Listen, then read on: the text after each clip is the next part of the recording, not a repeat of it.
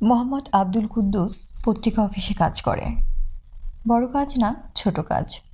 চা বানানো, সম্পাদক সাহেবের জন্য সিগারেট এনে দেওয়া, ড্রাইভার গাড়িতে তেল নেবে সঙ্গে যাওয়া যাতে তেল চুরি করতে না পারে।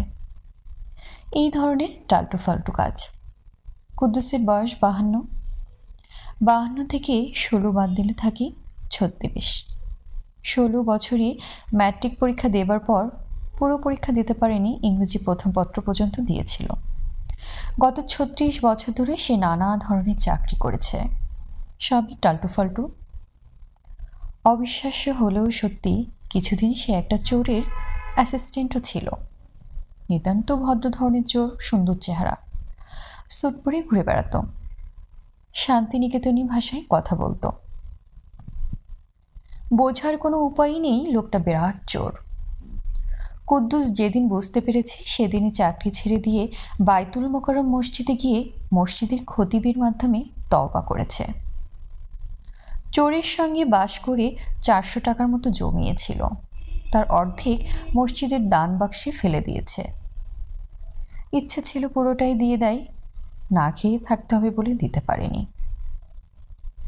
গত 36 বছরে যেসব চাকরি কুদ্দুস করেছে তার তুলনায় পত্রিকা অফিসের চাকরিটা শুধু ভালো না, অসম্ভব ভালো। দেশ বিদেশের টাটকা খবরের সঙ্গে যুক্ত থাকার মতো সৌভাগ্য বাংলাদেশের কটা মানুষের আছে। সকালবেলা ঘুম থেকে উঠেই বিনা পয়সায় খবরের কাগজ পড়া যাচ্ছে। এই সৌভাগ্য তো সহজ সৌভাগ্য না, জটিল সৌভাগ্য। প্রতিদিন সকালবেলা খবরের কাগজটা হাতে নিয়ে নিজের সৌভাগ্যে কুদ্দুস নিজেই ঈর্ষা করে। যুবক বয়সে সে একবার গণক দিয়ে হাত দেখিয়েছিল। গণক বলেছিল, শেষ বয়সটা আপনার মহা সুখে কাটবে, বিরাট সম্মান পাবেন। পত্রিকা অফিসে কাজটা পাবার পর কুদ্দুসের ধারণা, গণক মোটামুটি সত্যি কথাই বলেছে, শুধু বিরাট সম্মানের জায়গায় একটু ভুল করেছে। তা কিছু ভুল ত্রুটি তো হবেই। কুদ্দুস রাতে পত্রিকা অফিসেই ঘুমায়। কোনো এক কোনাকনি দেখে মাদুর নিয়ে শুয়ে পড়ে। চাদর দিয়ে সারা শরীর ঢেকে ফেললে মশার হাত থেকে মুক্তি। মেস করে থাকতে হচ্ছে না বলে বেশ কিছু টাকা বেঁচে যাচ্ছে। বেতন যা পাওয়া যায় তাতে আলাদা ঘর ভাড়া করে বা মেস করে থাকা সম্ভব না। তার দরকারই বা কি? সে একা মানুষ, এত শৌখিনতা তার দরকার কি? পত্রিকা অফিসে কাজ করতে এসে তার গত 3 বছরে 10,500 টাকা জমে গেছে। অকল্পনীয় একটা ব্যাপার। টাকাটা পত্রিকার সম্পাদক মতিউর রহমান সাহেবের কাছে জমা আছে, চাইলেই উনি দেন। কুদ্দুসের টাকার কোনো দরকার নেই, তবুও মাঝে মাঝে মতিউর রহমান সাহেবের কাছ থেকে টাকাগুলো চেয়ে আনে। সারাদিন হাতে নিয়ে চুপচাপ বসে থেকে সন্ধ্যাবেলা ফেরত দিয়ে আসে। টাকা হাতে নিরিবিলি বসে থাকতে তার ভালো লাগে, নিজেকে রাজা বাদশার মতো মনে হয়। আজ সকালে তেমন কোনো কারণ ছাড়াই কুদ্দুসের নিজেকে রাজা বাদশার মতো মনে হতে লাগলো। সে চায়ের কাপ এবং পত্রিকা হাতেই বসেছে, পা নাচাতে নাচাতে কাগজ পড়ছে। মজার মজার খবরে আজ কাগজ ভর্তি। খবরগুলো পড়ে ফেললেই তো মজা শেষ হয়ে গেল। কাজেই কুদ্দুস প্রথমেই শুধু হেডলাইনে চোখ বোলালো। ভিতরের ব্যাপারগুলো ধীরে সুস্থে পড়া যাবে, তারা কিছু নেই। সম্পাদক সাহেব চলে এসেছেন, তাকে প্রথম দফায় চা দেয়া হয়েছে। তিনি ঘণ্টাখানিকের ভিতর আর ডাকবেন না। কুদ্দুস শীষ দিয়ে একটা গানের সুর তোলার চেষ্টা করতে লাগলো। পাগল মন গানটা খুব হিট করেছে। কুদ্দুস পত্রিকার 3 নম্বর পাতাটা খুলল। আজকের দিনটি কেমন যাবে 3 নম্বর পাতায় ছাপা হয়। কুদ্দুস এই অংশটা প্রথমে পড়ে। তার ধনুরাশি, তার ব্যাপারে আজকের দিনটি কেমন যাবে তে লেখা হয়, সব মিলে যায়। একবার লেখা হলো দুর্ঘটনার সম্ভাবনা। সেদিন অকারণে হুমড়ি খেয়ে পড়ে বুড়ো আঙুলের নখের অর্ধেকটা ভেঙে গেল। আজকে রাশিফলে লেখা, ধনুরাশির জন্য আজ যাত্রা শুভ, ভ্রমণের যোগ আছে, কিঞ্চিত অর্থনাশের আশঙ্কা, শত্রুপক্ষের তৎপরতা বৃদ্ধি পাবে, শত্রুর কারণে সম্মানহানির আশঙ্কা। সম্মানহানির আশঙ্কায় কুদ্দুস খানিকটা চিন্তিত বোধ করছে। সম্মান বলতে গেলে কিছুই নেই, যা আছে তাও যদি চলে যায় তো মুশকিল। পত্রিকার সব হেডলাইন শেষ করবার আগেই কুদ্দুসের ডাক পড়ল। মতিউর রহমান সাহেবের ইলেকট্রিক বেল ঝনঝন শব্দ বেজে উঠল। কুদ্দুস এমনভাবে লাফিয়ে উঠল যে তার কাপ থেকে চা পুরোটা ছলকে গায়ে পড়ে গেল। শার্টটা নতুন কেনা, আজ নিয়ে মাত্র দ্বিতীয়বার পরা হয়েছে। সাদা কাপড়ে চায়ের রং সহজে ওঠে না, এক্ষুনি ধুয়ে ফেলতে পারলে হতো। সেটা সম্ভব না। মতিউর রহমান স্যার ডেকেছেন, 1 সেকেন্ড অপেক্ষা করা যাবে না। কুদ্দুস প্রায় ছুটে সম্পাদক সাহেবের ঘরে ঢুকল। মতিউর রহমান সাহেব বললেন, তোর খবর কিরে কুদ্দুস? কুদ্দুস বিনয়ে মাথা নিচু করে বলল, খবর ভালো স্যার। একটা কাজ করে দে তো, এই চিঠিটা নিয়ে যা, নাম ঠিকানা লেখা আছে, হাতে হাতে দিয়ে আসবি। জি আচ্ছা স্যার। জাবির সাহেব ইস্টার্ন প্লাজার 9 তলায় থাকেন। ইস্টার্ন প্লাজা চিনিস তো? জি স্যার চিনি। খুবই জরুরি চিঠি, হাতে হাতে দিবি। ওনাকে বলবি আমাকে টেলিফোন করতে, আমি অফিসেই থাকবো। নে টাকাটা নে, রিক্সা করে চলে যা।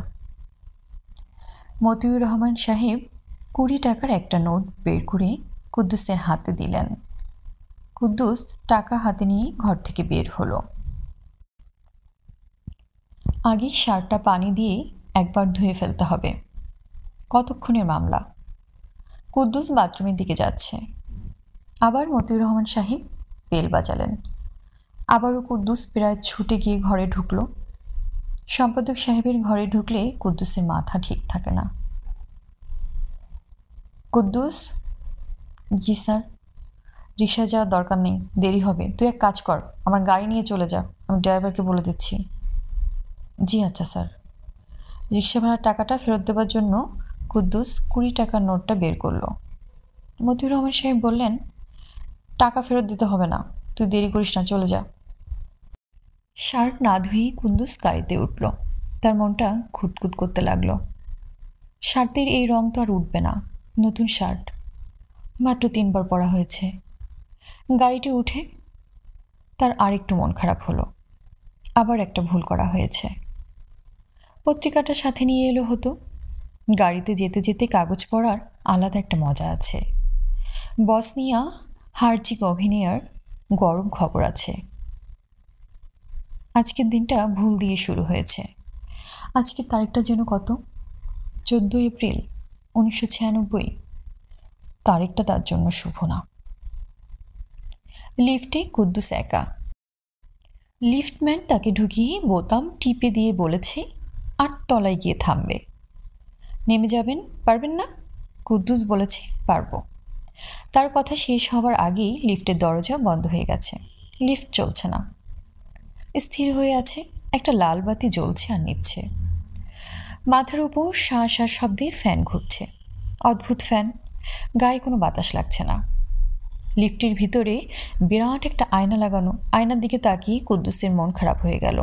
শার্টের দাগ বিশ্রীভাবে দেখা যাচ্ছে। এখন লন্ড্রিতে দিয়েও লাভ হবে না, টাকা খরচ হবে অথচ দাগ উঠবে না। আচ্ছা, লিফটটা চলছে না, ব্যাপারটা কি? লিফটম্যান মনে হয় শুধু দরজা বন্ধ করার বোতাম টিপেছে, উপরে ওঠার বোতাম টিপতে ভুলে গেছে। সে কি 7 লেখা বোতামটা টিপবে? মন স্থির করতে পারছে না। এ কি বিপদে পড়ে গেল। আগে জানলে সিঁড়ি দিয়ে হেঁটে হেঁটে উপরে উঠে যেত। 8 তলায় ওঠা এমন কোনো ব্যাপার না। পাগল মন গানটার প্রথম লাইনটা কুদ্দুস মনে মনে কয়েকবার গাইল। ইচ্ছে করলে শব্দ করেও গাইতে পারে। লিফটে সে একা। লিফটের ভিতর গান গাইলে কি বাইরে থেকে শোনা যায়? হোস করে একটা শব্দ হলে লিফটের ভিতরটা পুরো অন্ধকার হয়ে গেল। ঢাকা শহরে কারেন্টের কোনো ঠিক ঠিকানা নেই। একবার চলে গেলে কখন আসবে কে জানে। লিফটের ভিতরে কতক্ষণ থাকতে হবে? লিফটম্যান যে গেছে তারও ফেরার নাম নেই। কি হচ্ছে না হচ্ছে সে খোঁজখবর করবে না? অ্যাডমিনিস্ট্রেশন ভালো না। মতিউর রহমান স্যারের হাতে পড়তো, এক প্যাচে ঠিক করে দিত। কুদ্দুস খুব সাবধানে লিফটের দরজায় কয়েকবার ধাক্কা দিল। জোরে ধাক্কা দিতে সাহসে কুলাচ্ছে না। কলকবজার ব্যাপার, কি থেকে কি হয় কে জানে। গরম লাগছে, আবার দমবন্ধও লাগছে। কুদ্দুস বেশ উঁচু গলায় ডাকলো, লিফটম্যান ব্রাদার, হ্যালো হ্যালো। কতক্ষণ পার হয়েছে তা বোঝা যাচ্ছে না। কুদ্দুসের মনে হলো ঘণ্টাখানেকের কম না, বেশিও হতে পারে। সারাদিনে যদি কারেন্ট না আসে তাহলে কি করবে? লিফটের ভিতরে থাকতে হবে। কুদ্দুস লিফটের দরজায় আরেকবার ধাক্কা দিল, আর তাতেই লিফট চলতে শুরু করলো। কারেন্ট ছাড়াই কি চলছে? লিফটের ভিতরটা ঘোর অন্ধকার। কারেন্ট এলে তো বাতি ফাতি জ্বলতো, কিছুই জ্বলেনি। কুদ্দুস মনে মনে বলল, চলুক, কারেন্ট ছাড়াই চলুক, চলা দিয়ে হচ্ছে কথা। শো শো শব্দ হচ্ছে। কুদ্দুসের শরীর কাঁপছে। লিফট কি এত দ্রুত ওঠে? এ তো মনে হচ্ছে বাড়িঘর ফুঁড়ে আসমানে উঠে যাবে। এত দ্রুত লিফট উঠছে যে কুদ্দুসের পেটের ভিতর পাক দিয়ে উঠছে। যেভাবে উঠছে তাতে 100 তলা ছাড়িয়ে যাবার কথা। এটা মাত্র 12 তলা বিল্ডিং। কুদ্দুস আসহাবে কাহফের 8টা নাম মনে করার চেষ্টা করছে। এদের নাম পড়ে বুকে ফু দিলে মহাবিপদ দূর হয়, বহু পরীক্ষিত। এরা 8 জন দাকিয়ানুস বাদশার সময়ে পর্বতের গুহায় ঢুকে ঘুমিয়ে পড়েছিল। রোজ কিয়ামত পর্যন্ত এরা ঘুমন্ত থাকবে। এদের 7 জন মানুষ, একটা কুকুর। 7 জন মানুষের নাম মনে পড়ছে, কুকুরটার নাম মনে পড়ছে না। মাক্সেলাইনিয়া, মাসলিনিয়া, ইয়ামলিখা, মারনুস, দাবারনুস, সজনুস, কাফসাত দায়ুস। কুকুরটার নাম কি? কুকুরের নাম মনে করতে না পারলে কোনো লাভ হবে না। কুকুরের নাম শুদ্ধ পড়িয়ে বুকে ফু দিতে হয়। কুদ্দুস প্রাণপণে কুকুরটার নাম মনে করার চেষ্টা করছে। চরম বিপদে কিছুই মনে পড়ে না। শো শো শব্দ বাড়ছেই। শব্দটা এখন কানের পর্দার ভিতরে হচ্ছে। কুদ্দুসের মুখ শুকিয়ে গেছে। সে লিফটের মেঝেতেই বসে পড়ল, আর তখনই কুকুরটার নাম মনে পড়ল, কিতমির। কিতমির নাম পড়ার পরপরই হঠাৎ প্রচণ্ড ঝাঁকুনি খেয়ে লিফট থেমে গেল। লিফটের দরজা খুলতে শুরু করলো। দরজা পুরোপুরি খোলার জন্য কুদ্দুস অপেক্ষা করল না। সে বসা অবস্থা থেকে ব্যাঙের মতো লাফ দিয়ে বের হয়ে পড়ল। বের হয়ে হতভম্ব হয়ে গেল। সে কোথায় এসেছে? ব্যাপারটা কি? লিফট থেকে বের হওয়াটা বিরাট বোকামি হয়েছে। যেভাবে লাফ দিয়ে সে লিফট থেকে বের হয়েছে তার উচিত ছিল ঠিক একইভাবে লাফ দিয়ে আবার লিফটে ঢুকে যাওয়া। সে পিছনে তাকালো। পিছনে লিফট নেই। লিফট কেন? কোনো কিছুই নেই। চারদিকে ভয়াবহ শূন্যতা। সে নিজেও বসে আছে শূন্যের উপরে। মাথার উপর আকাশ থাকার কথা, আকাশ ফাকাশ কিচ্ছু নেই। তার চারপাশে কুয়াশার মতো হালকা ধোঁয়া। সেই ধোঁয়ার রং ঈষৎ গোলাপি। কুদ্দুস মনে মনে বলল, ইয়া গাফুরুর রহিম, এ কি বিপদে পড়লাম! ও আল্লাহ পাক, আমাকে বিপদ থেকে উদ্ধার করো। হে গাফুরুর রহিম, একবার যদি বিপদ থেকে উদ্ধার পায় তাহলে শুক্রবারে তারা মসজিদে সিন্নি দিব এবং বাকি জীবনে আর লিফট চড়ব না। দরকার হলে 500 তলা পর্যন্ত হেঁটে উঠব। আমার উপর দয়া করো হে আল্লাহ পাক। কুদ্দুস চোখ বন্ধ করে ফেলেছে। চোখ বন্ধ অবস্থাতেই সে 3 বার কুল্লুহাল্লা পরে বুকে ফু দেবে, তারপর চোখ খুলবে। তাতে যদি কিছু হয়। কোনো দোয়াই প্রথমেই মনে পড়ছে না। হাই, এই কেমন বিপদ! কুদ্দুস চোখ খুলল। অবস্থার কিছু পরিবর্তন হয়েছে। আগে চারপাশে ছিল গোলাপি রঙের ধোঁয়া, এখন বেগুনি ধোঁয়া। আগে কোনো শব্দ ছিল না, এখন একটু পরপর সাপের শিশির মতো তীব্র শব্দ হচ্ছে। শব্দটা শরীরের ভিতরে ঢুকে কলচে কাঁপিয়ে দিচ্ছে। এর চেয়ে তো আগেই ভালো ছিল। কুদ্দুস ভেবে পাচ্ছে না সে আবার চোখ বন্ধ করে ফেলবে কিনা। চোখ বন্ধ করে রাখা আর খোলা রাখা তো একই ব্যাপার হয়ে দাঁড়িয়েছে। আচ্ছা, এমন কি হতে পারে যে সে মারা গেছে? হার্ট ফেল করে লিফটের ভিতরেই তার মৃত্যু হয়েছে।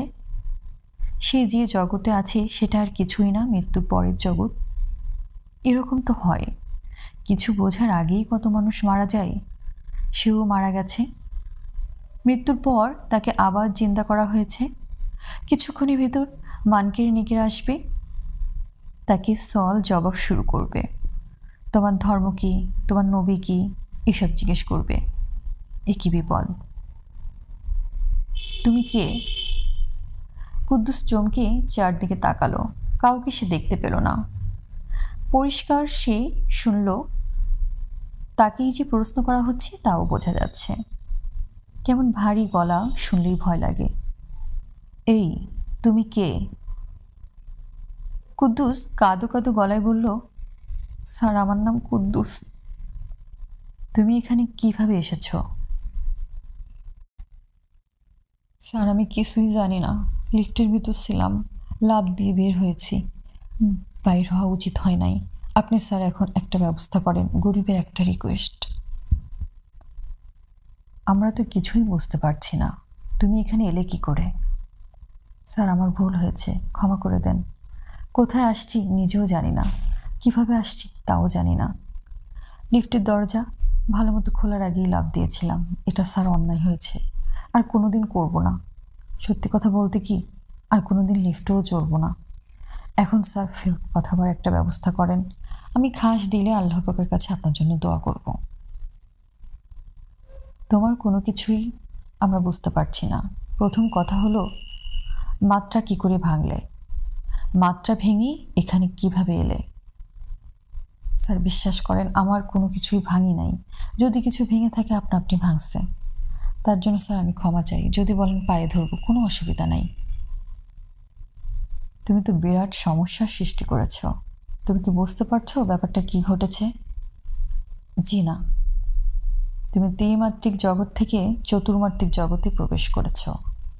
এই কাণ্ডটা কিভাবে করেছ আমরা জানি না, আমরা জানার চেষ্টা করছি। স্যার ফেরত পাঠাবার ব্যবস্থা করেন, সারা জীবন আপনার গোলাম হয়ে থাকব। তোমার কথাবার্তাও তো আমরা কিছু বুঝতে পারছি না। গোলাম হয়ে থাকবো মানে কি? কুদ্দুস ব্যাকুল গলায় বলল, স্যার গোলাম হয়ে থাকবো মানে হলো স্যার আপনার সার্ভেন্ট হয়ে থাকবো। আমি আপনার মুখ দেখতে পারছি না, মুখ দেখতে পারলে ভয়টা একটু কমতো। আমরা ইচ্ছে করেই তোমাকে মুখ দেখাচ্ছি না, মুখ দেখালে ভয় আরও বেড়ে যেতে পারে। স্যার যে ভয় লিফটের ভিতর পেয়েছি, এরপর আর কোনো কিছুতেই কোনো ভয় পাবো না। রয়্যাল বেঙ্গলের খাঁচার ভিতর ঢুকে রয়্যাল বেঙ্গলকে চুম খেয়ে আসবো, তার লেজ দিয়ে কান চুলকাবো, তাতেও স্যার ভয় লাগবে না। তোমার নাম কি যেন বললে? কুদ্দুস? জি স্যার, কুদ্দুস। একটা জিনিস একটু বোঝার চেষ্টা করো। তুমি হচ্ছ ত্রিমাত্রিক জগতের মানুষ। তোমাদের জগতে প্রাণীদের দৈর্ঘ্য, প্রস্থ, উচ্চতা, এই 3টা মাত্রা আছে। এই দেখেই তোমরা অভ্যস্ত। আমরা 4 মাত্রার প্রাণী। 4 মাত্রার প্রাণী সম্পর্কে তোমার কোনো ধারণা নেই। স্যার আপনি আমার মতো বাংলায় কথা বলতেছেন, এটা শুনে চোখে মনে আনন্দ পাচ্ছি। আপনার চেহারা যদি খারাপও হয় কোনো অসুবিধা নাই। চেহারার উপরটা স্যার আমাদের হাত নাই, এটা হলো বিধির বিধান। আচ্ছা ঠিক আছে, তুমি আমাকে দেখো। কুদ্দুসের শরীরে হালকা একটা কাঁপুনি লাগলো। হঠাৎ এক ঝলক ঠান্ডা হাওয়া লাগলে যেরকম লাগে সেরকম। তারপরে মনে হতে লাগলো তার চারপাশে যত বেগুনি রং আছে সব তার চোখের ভিতরে ঢুকে যাচ্ছে, আবার চোখের ভিতর থেকে কিছু রং বের হয়ে আসছে। এ কি নতুন মুসিবত হলো! আচমকা রঙের আসা যাওয়া বন্ধ হলো। কুদ্দুস তার চোখের সামনে কি একটা যেন দেখল।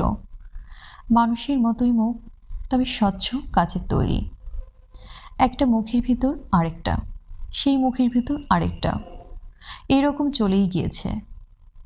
মুখটার চোখ দুটোও কাচের। সেই চোখের যে কোনো একটার দিকে তাকালে তার ভিতরে আরও একটা চোখ দেখা যায়, সেই চোখের ভিতরে আবার আরেকটা। ঘটনা এখানেই শেষ হলে হতো, ঘটনা এখানেই শেষ না। কুদ্দুসের কখনো মনে হচ্ছে যে ভয়ঙ্কর এই মানুষটার ভিতরে সে বসে আছে, আবার পর মুহূর্তেই মনে হচ্ছে ভয়ঙ্কর এই মানুষটা তার ভিতরে বসে আছে। এই কুৎসিত জিনিসটাকে কি মানুষ বলার কোনো কারণ আছে? মানুষ ছাড়া কুদ্দুস তাকে আর কি বলবে ভেবে পাচ্ছে না। তুমি কি ভয় পাচ্ছ? জি না স্যার, যদি কিছু মনে না করেন একটু পেশাব করব, পেশাবের বেগ হয়েছে। কি করবে? প্রসাব করব। আপনাদের বাথরুমটা কোন দিকে? তোমার কথা বুঝতে পারছি না, কি করতে চাও? স্যার, একটু টয়লেটে যাওয়া দরকার। ও আচ্ছা আচ্ছা, বজ্র পদার্থ নিষ্কাশন। তুমি তো আমাদের মহা সমস্যায় ফেললে। আমাদের এখানে এরকম কোনো ব্যবস্থা নেই। বলেন কি স্যার? আমরা দেহধারী প্রাণী নই। দেহধারী প্রাণীদের মতো আমাদের খাদ্যের যেমন প্রয়োজন নেই, তেমনি টয়লেটেরও প্রয়োজন নেই। এখন তুমি টয়লেটে যেতে চাচ্ছ, আমাদের ধারণা কিছুক্ষণ পর তুমি বলবে খিদে পেয়েছে। সত্যি কথা বলতে কি স্যার, খিদে পেয়েছে। সকালবেলা নাস্তা করি নাই, মারাত্মক খিদে লেগেছে। চক্ষু লজ্জার জন্য বলতে পারি নাই। সকাল থেকে এই পর্যন্ত কয়েক চুমুক চা শুরু খেয়েছি।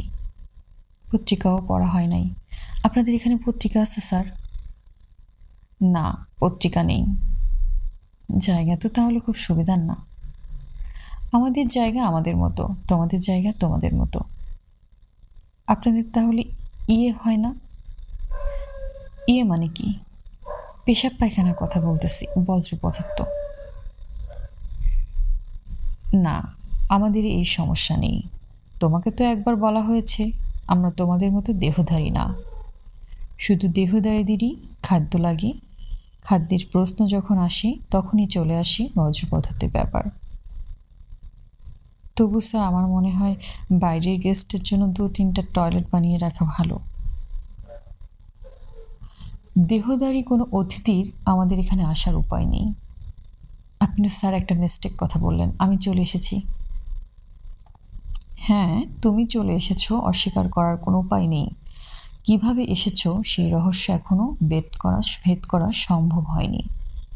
স্যার, বিশ্বাস করেন, নিজের ইচ্ছা আসি নাই। যে দেশে খাওয়া দাওয়ার ব্যবস্থা নাই, পেশাব পায়খানার উপায় নাই, সে দেশে খামাকা কি জন্য আসবো বলেন? তাও যদি দেখার কিছু থাকতো একটা কথা ছিল, দেখারও কিছু নাই।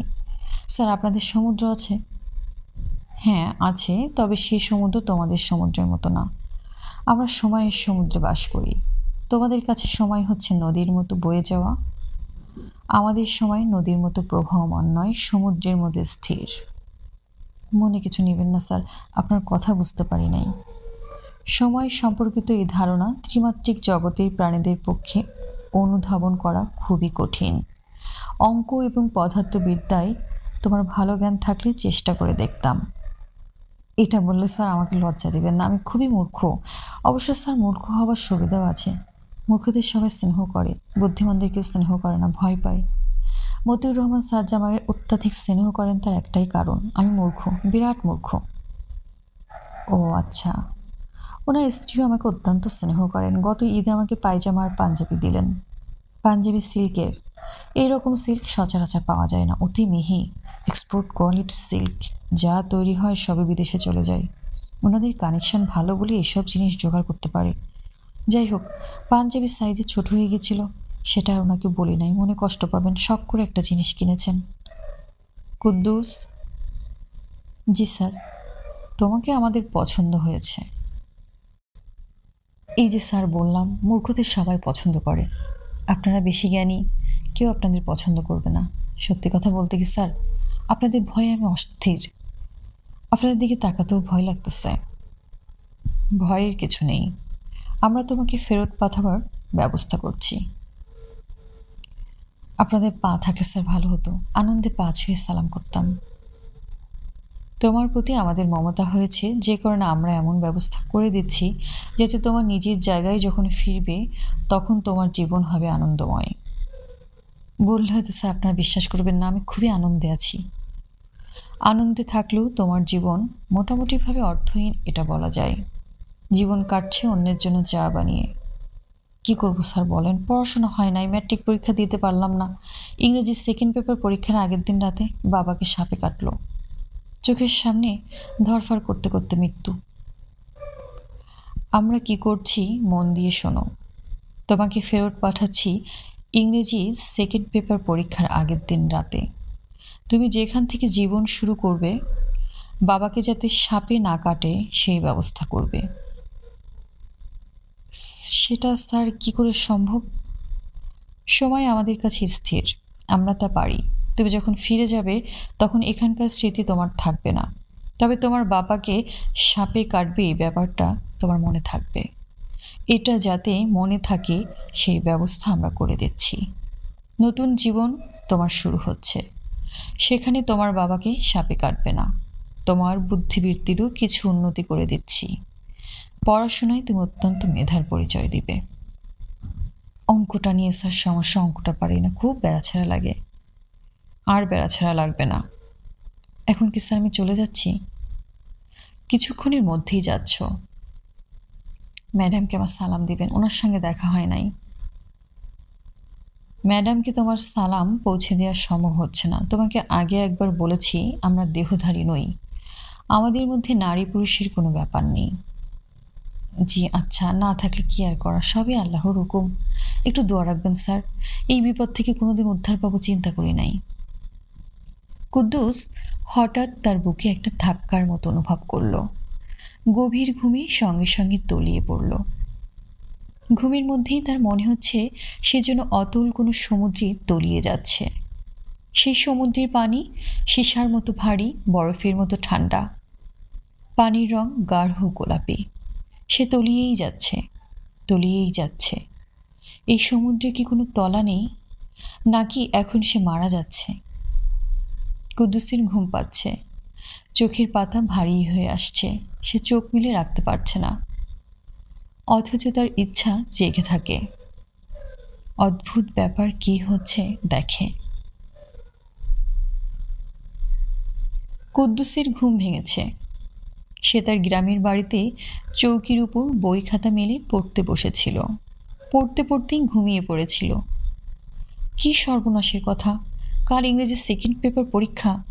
রচনা এখনও দেখা হয়নি। আর জার্নি বাই বোট এবছর আসার কথা, গত বছর আসেনি।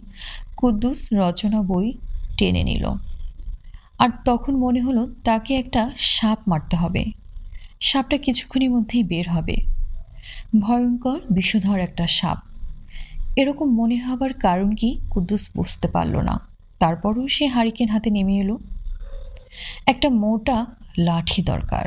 লাঠি হাতে এক্ষুনি তাকে তার বাবার কাছে গিয়ে দাঁড়াতে হবে। হাতে একটু সময় নেই। কেউ একজন তাকে বলছে তাড়াতাড়ি করো, তাড়াতাড়ি করো। সেই কেউ একজনটা কে কুদ্দুস জানে না, শুধু জানি এক্ষুনি একটা সাপ তার বাবাকে সবল দিতে আসবে। তার দায়িত্ব সাপটাকে মারা। যদি মারতে পারে তবেই তার জীবন হবে অন্যরকম। কুদ্দুস তীক্ষ্ণ চোখে তাকালো। ওই তো সাপটা শঙ্খচূড় নিঃশব্দে এগিয়ে আসছে। হারিকেনে আলোয় তার চোখ জ্বলজ্বল করছে। অনেক ধন্যবাদ এতক্ষণ আমার সাথে থাকবার জন্য। ভালো থাকবেন।